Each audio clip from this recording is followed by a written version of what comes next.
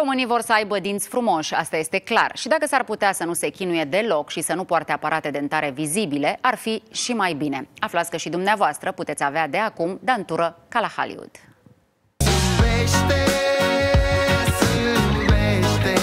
Dinți perfecți îndreptați cu un aparat invizibil? Este posibil? La cei 13 ani, Andrei nu a vrut să audă de un aparat dentar clasic. Avantajul cel mai important este acela că este transparent, practic nimeni din jur nu va ști că se poartă un aparat ortodontic. Este foarte confortabil și foarte ușor de îndepărtat acasă de către pacient. În plus, pacienții nu se mai gândesc cu groază că pentru un an sunt nevoiți să poartă niște sârme. Aparatul invizibil nu trebuie activat, așa cum se întâmplă în cazul aparatului tradițional. Nu există urgențe.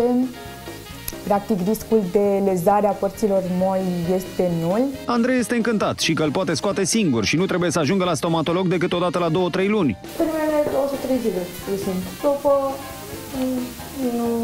nu m-am găsit materiale acolo. Se poartă în medie între 20 și 22 de ore pe zi. Nu există riscul să cadă, nu există riscul să se rupă.